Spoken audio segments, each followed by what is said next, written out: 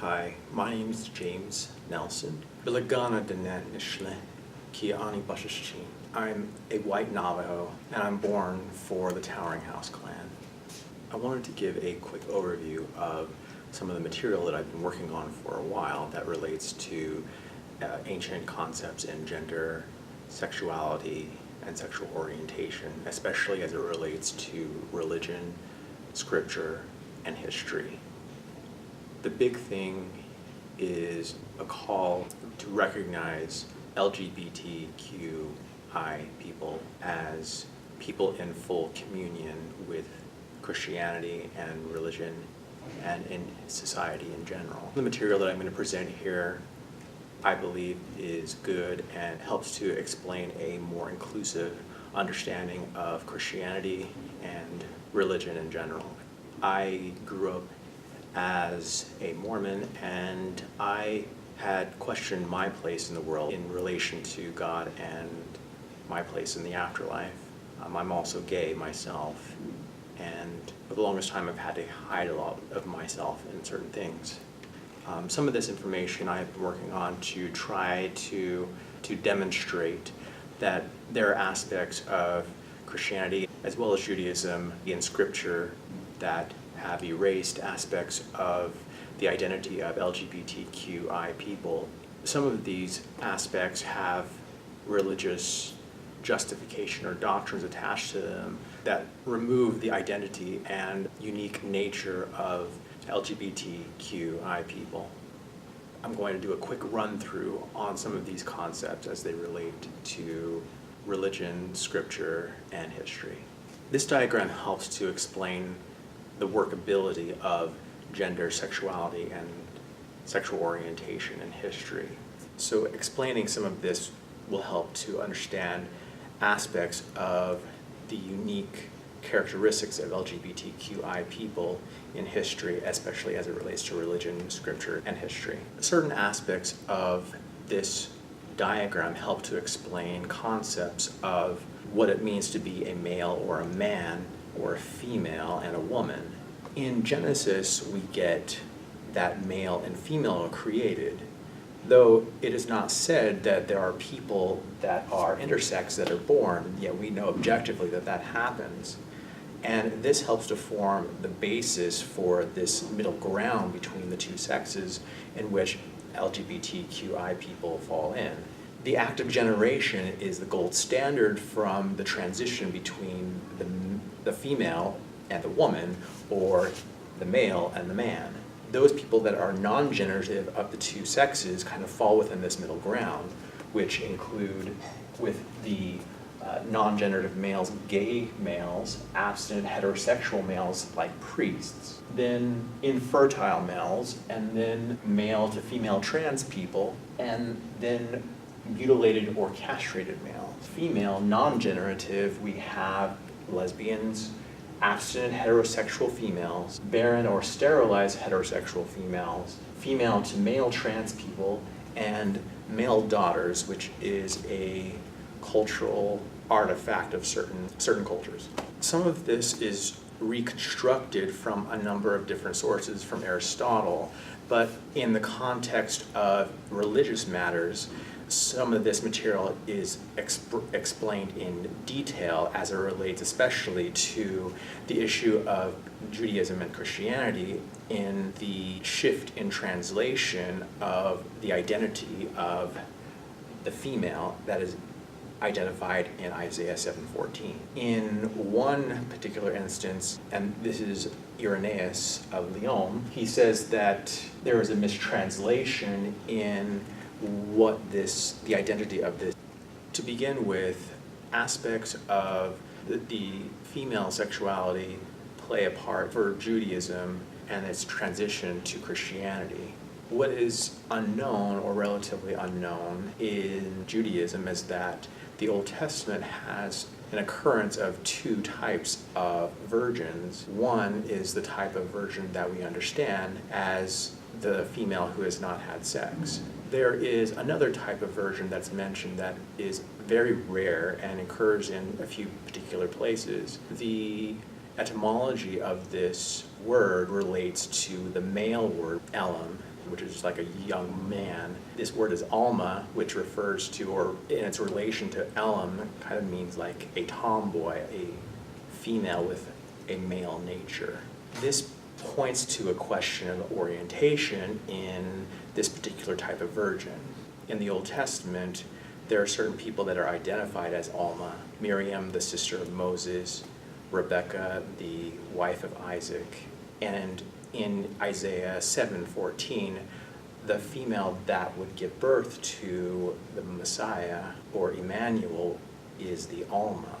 The relationship to this question of orientation is related to what has been attributed to some of the circumstances that are associated with the fall from the Garden of Eden. In Christianity, the Old Testament was translated into Latin from the Greek when Christianity became the religion of Rome.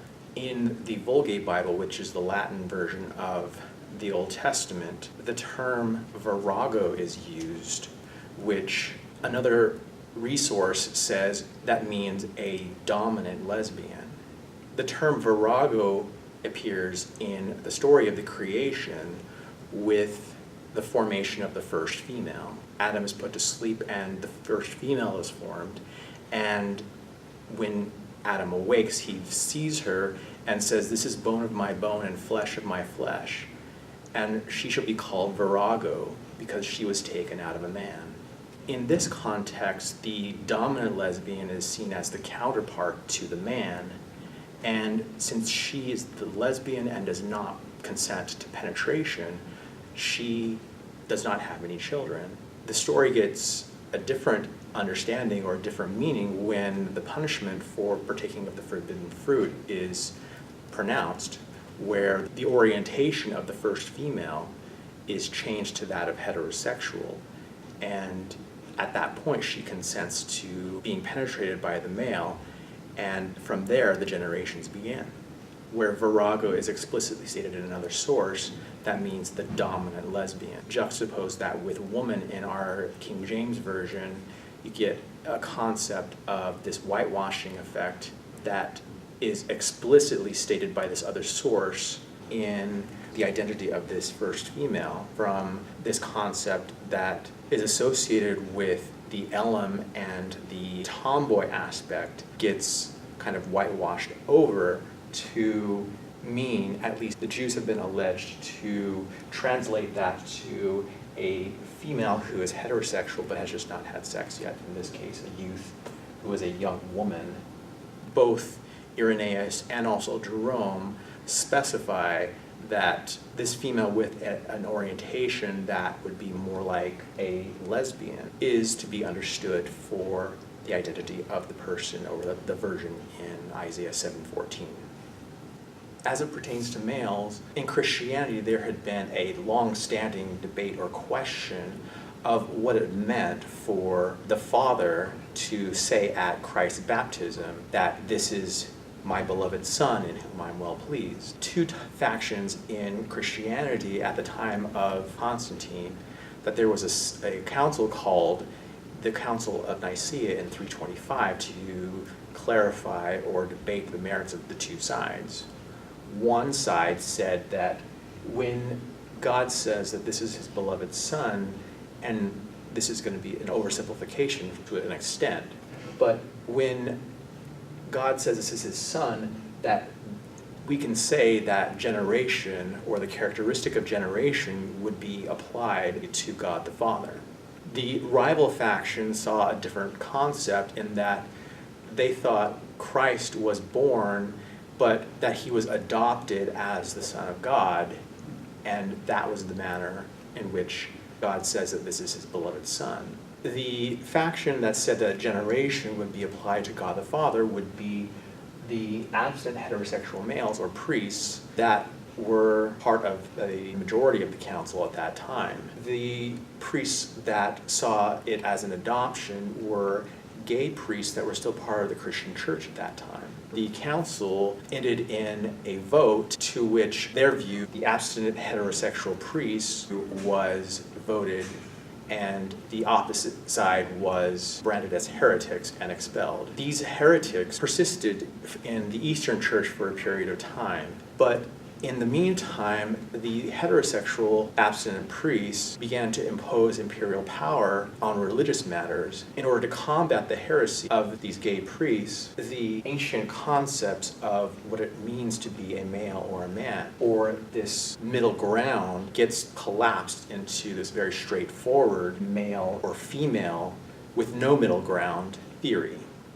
Gay males at this time had a different word that explained their identity, and this identity, through this word, was what allowed males who had no attraction to females to be allowed to practice lawfully male-to-male sex.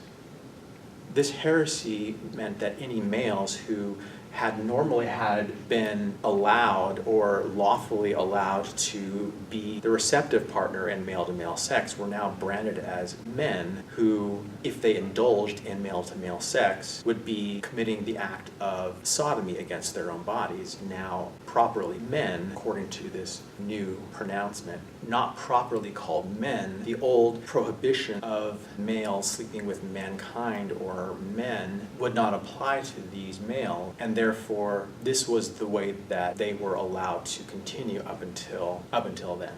Heterosexual males were able to retain their masculinity as long as they were the penetrator in male and male sex, and the prohibitions against male and male sex, especially in the Old Testament, refer to places where man is forced to or is tricked into being submissive or the partner that is penetrated in male and male sex.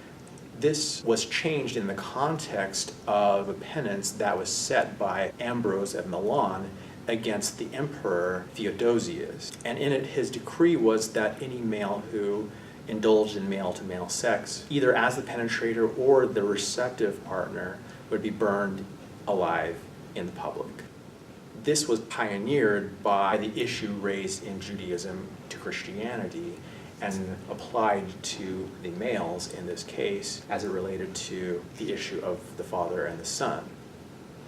So this is the general rundown of this working model of gender, sexuality, and sexual orientation as it relates to scripture, religion, and history. The video that I have after this will address background material and resources that I have found to create this diagram. This video will also address some of my backstory and how some of this information came into my path. So thank you for watching this video, and I hope you enjoy.